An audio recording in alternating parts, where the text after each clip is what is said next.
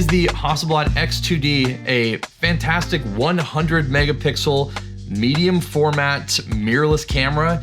The body is beautiful, compact, and it takes a lot of incredible lenses that Hasselblad has been putting out lately. And this is the slightly newer Hasselblad 907X with the CFV 100C back. It is incredibly small and compact. It shares that same amazing 100 megapixel sensor that the X2D does, as well as that same lens mount. So on paper, these cameras share a huge amount of similarities, but using them in practice, I found that there are actually a significant amount of differences. So today we're going to do a bit of a buyer's guide comparison between the two. Now, like I said in the open, this video is sponsored by Hasselblad. Early in the year, I was sort of part of the launch campaign of sorts with the 907X. So as payment for that video, I did receive this camera, and I have used this camera legitimately a ton over the last year. I've shot thousands and thousands of images with it. I've taken it to Europe twice with me, and if you've watched my video of my things getting stolen, you know that this is one of the cameras that did get stolen in that video. Yeah. But because of its incredibly small size and weight, I've been able to just carry this as like an everyday carry camera. It's obviously not as small as some other cameras, but it's definitely something that I've absolutely put through its paces. Now, because of my extended use with this camera and the many videos that I've made on this camera as well, I have been getting a decent amount of questions of people who are interested in the system. So a while back, I reached out to Hasselblad saying, hey, I'm getting like literal phone calls, multiple emails, lots of DMs, lots of comments, just asking which of the two of these cameras that someone should buy, what's the use cases, all that kind of stuff. So I was just asking them if they would mind loaning me an X2D for a while. And as part of that, they said, okay, sure, yeah, we can loan you an X2D, but we like this. That's a great video. We'd like to support you in that. So instead of just loaning you the camera for a few weeks, we're willing to actually give you the camera so you can do more extensive things, do stuff in the future. So this video is essentially in payment for a camera. And again, it was a video that I was going to make regardless, just because I have legitimately been getting so many questions. So for what it's worth, I just think it's really important for me to let you, the audience, know whenever I'm doing any sort of paid or compensated thing, what the actual kind of details of all that are. Now, let's start with the similarities, and then we can get into like the differences here.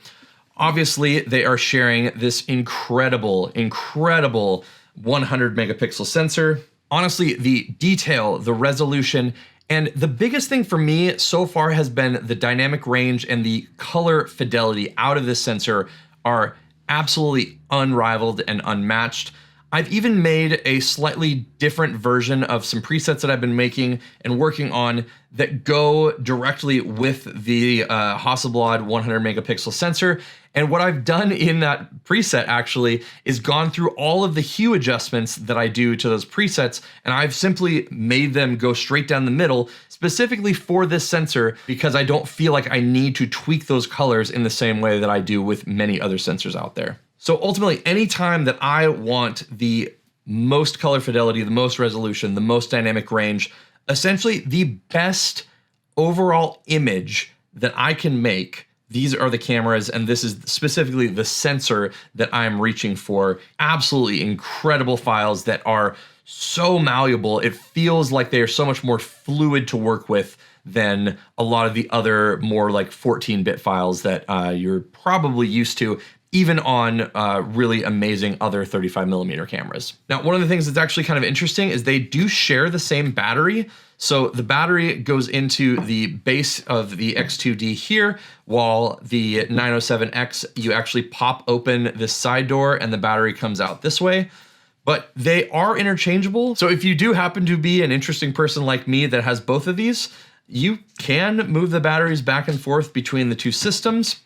And I will say that the battery life on these is really, really good. I've been using the 907X and the CFV 100C with a single battery. I've never bought a second one for almost a full year now. And there's been a ton of times where I've carried it all day long. I've used it in the snow. I've used it on beaches. I've used it under waterfalls. I've never had an issue with the battery dying. Obviously, that's going to change depending on your usage and how you work with this and how involved you are with the camera on a day-to-day basis. I will say though that the X2D obviously is a little bit more involved. There are more components and things going on.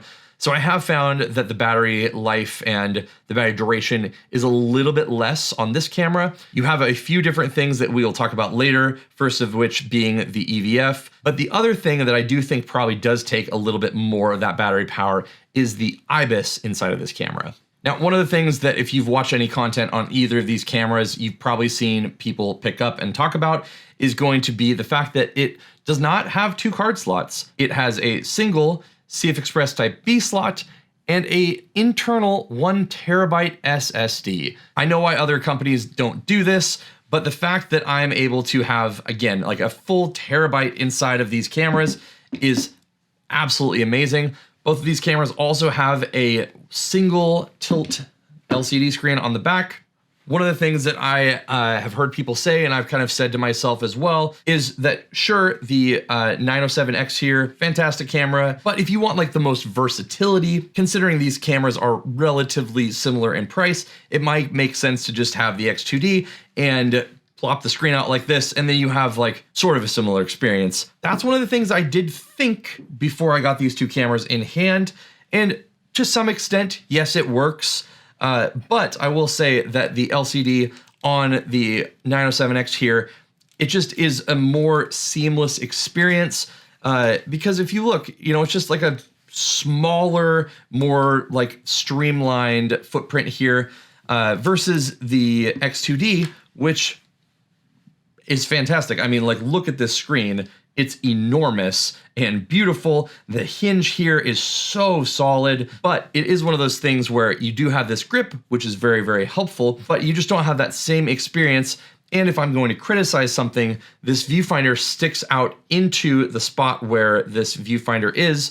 So if you're going to use it in that same kind of setup as a 907X, you are getting like a little bit of the viewfinder cut off. I will say, while I thought the experience probably would be fairly similar, it's definitely different, not necessarily bad in any way, because both of these screens are really, really nice and really, really, really big, but it is definitely like an experiential difference of sorts, if that makes sense. Speaking of that grip, you definitely do have a much better and much larger ergonomic grip. And where this really comes into practice is with larger lenses. I don't have to add an additional grip or base plate or anything like that to feel like this is just very, very comfortable in the hand.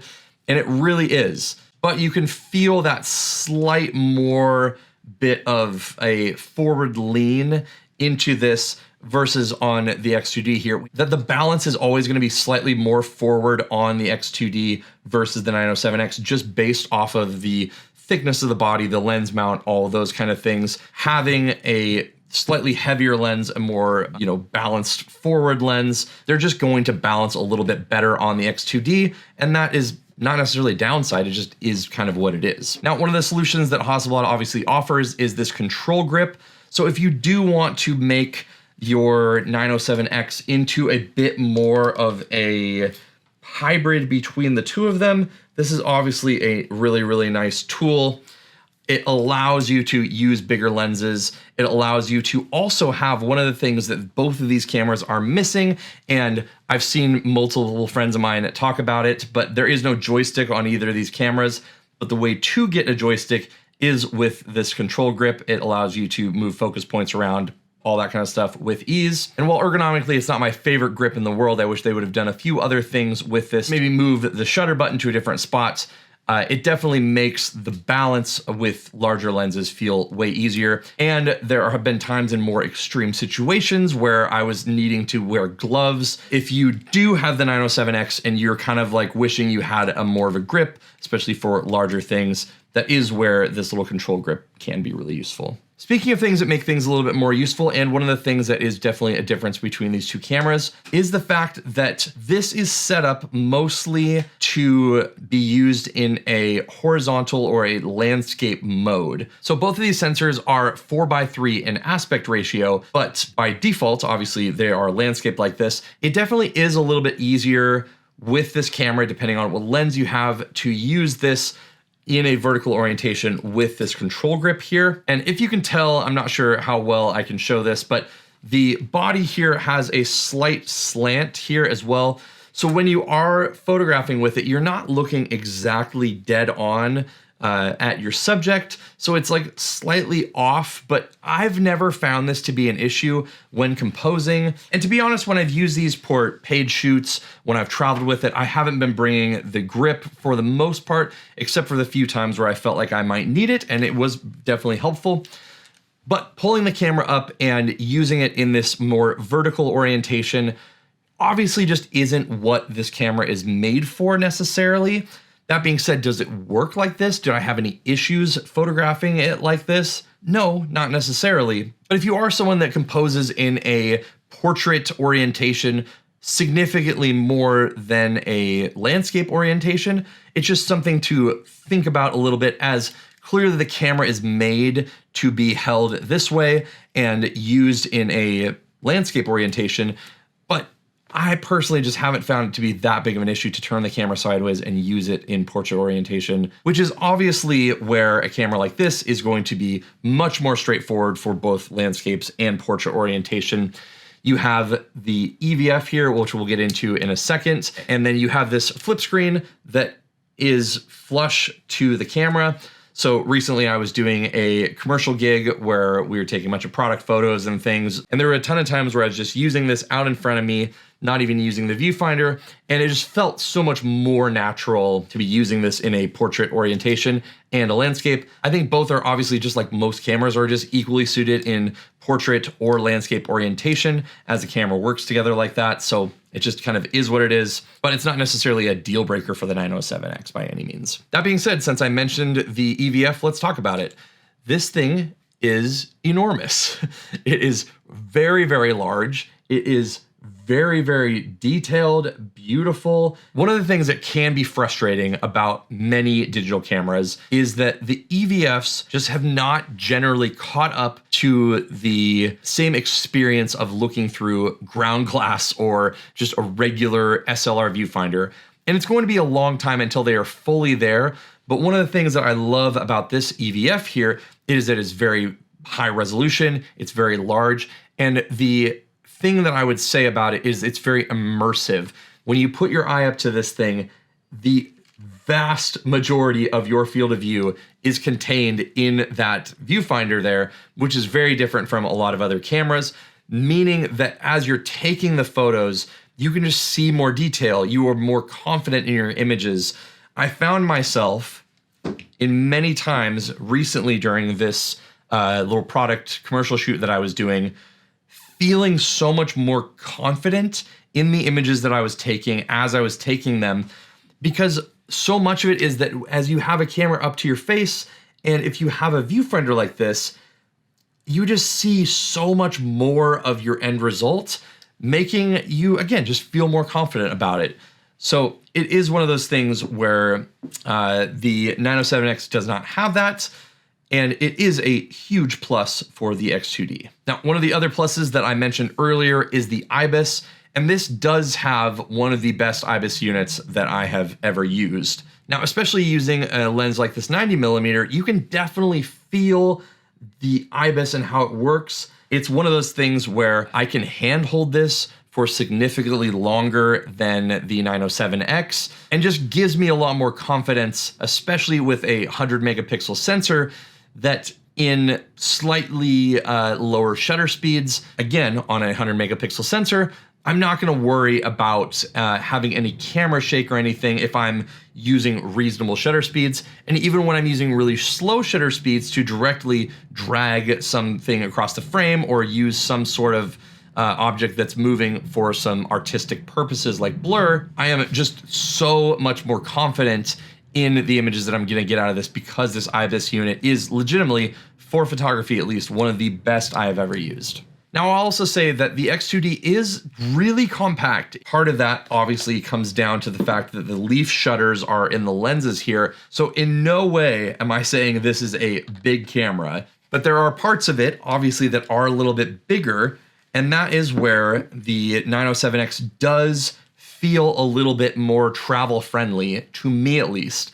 It's funny because I've heard the opposite from some people. Some people say that the X2D is so much more travel friendly because you get the grip and you have the ability to use the EVF. There's just lots of things with that make it more versatile. But for me, one of the things that I absolutely love about this camera is that it can be a one-handed camera. I could focus, recompose, I could make images all while like carrying a child or holding their hand or doing something else with my other hand. And a lot of my time while traveling in the last year was just me walking around holding this camera with one hand like this, which is just absolutely wild to me that I can get this level of image quality. Again, the best image quality I've ever gotten out of a photo camera in a package that I can walk around and use one-handed. Now, obviously, it is better to use this camera with two hands, but it does add to the versatility that it is such a small camera that it does not really feel as much like I'm carrying around a camera, despite the fact that the footprint of the X2D isn't necessarily that much bigger. But in terms of just like ease of use carry, that is where the 907X just like wins by a wide margin. I just have found that this is one of the easiest cameras to travel with that I've ever used. Part of which being that because it's so thin and there's no extra grip here, I can often just put this entire thing into the same space in a bag that a lens would have fit. So while I think a lot of people talk about the 907X being like a great studio camera and everything like that, I've actually had the opposite experience where I found this to be just such an amazing travel camera and something that I can just bring along with me basically anywhere I go and not feel like it is really taking up too much space in a bag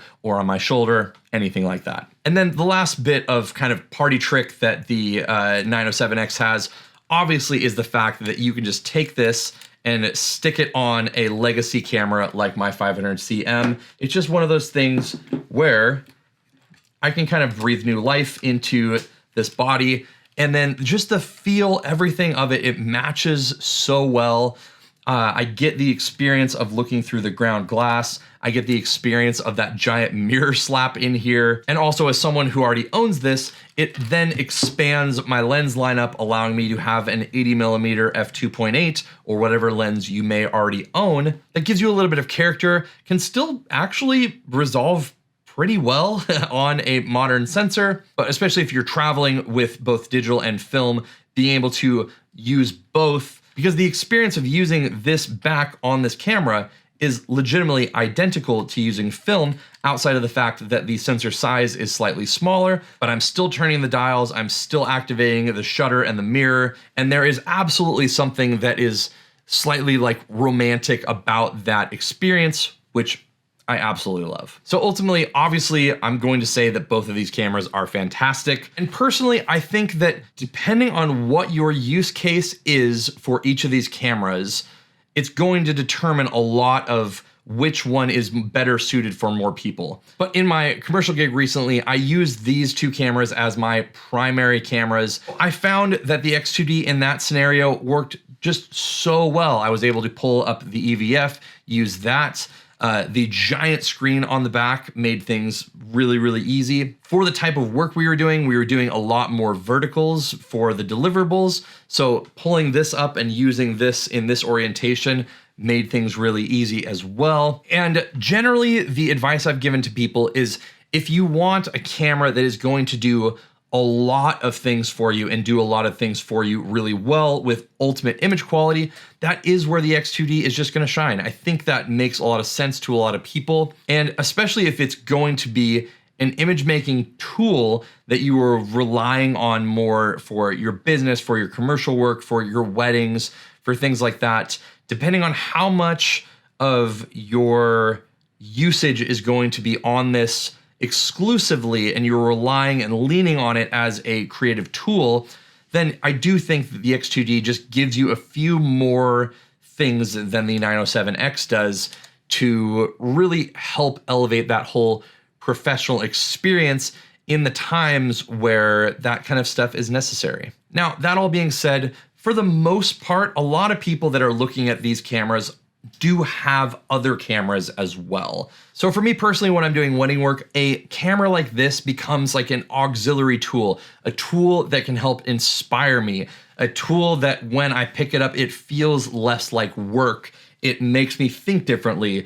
It makes me compose differently. It makes me do a lot of things just differently, and it makes me experience photography in a way that is much different than a typical mirrorless camera. So if that sounds like you, someone that already has other systems you might be using or other cameras, and you want like a change of pace, you want a camera that is going to actually deliver ridiculous image quality, amazing color depth, amazing dynamic range, all that stuff that's actually probably going to outperform the other cameras you're using, but you want to use it more as like a creative tool, as a change of pace, as something like that. I think the beauty and the joy of this camera is mostly on the experience that it gives you, the different way that your brain thinks when you're using this camera. The fact that when I look at this on my shelf, I'm drawn to picking it up.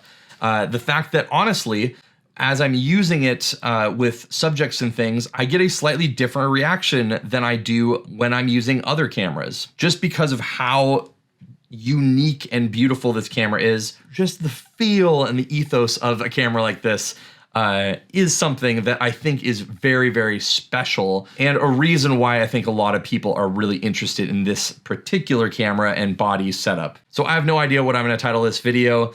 But one of the things that I think about as I'm considering these two cameras, and what I've told people as well, is that if I had to choose, my brain tells me I should pick up the X2D. It just has more features.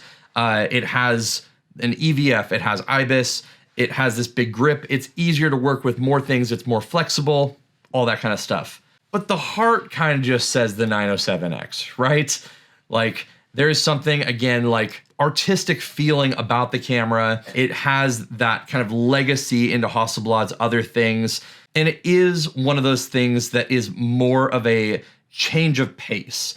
So depending on what your use case and your needs and your expectations are out of these two cameras, I think is really going to determine whether you should go for the slightly more capable X2D or the more unique and interesting 907X. So again, a massive thank you to Hasselblad for sponsoring this video and allowing me to have these tools at my disposal. And for what it's worth, I am one of these people that has been shooting with Hasselblad cameras for forever. I used the original CF-V50 back in, I think, like 2016 or something. For me, Hasselblad cameras are not just like a flash in the pan. It's something that is a legacy thing that I'm going to be using for years to come. So when you do see videos from me out of this series of cameras, whether they are sponsored or not, know that I do have a genuine affinity towards these cameras, and I'm obviously just very grateful to have the opportunity to use them more often than I would have if I didn't have this YouTube channel. So thanks so much for watching. If you are interested in checking out these, I'll put links obviously in the description down below. You can check out multiple videos that I put into a playlist on my 907X up here. Check out more of my Hasselblad videos up here, and I will see you in one of those videos.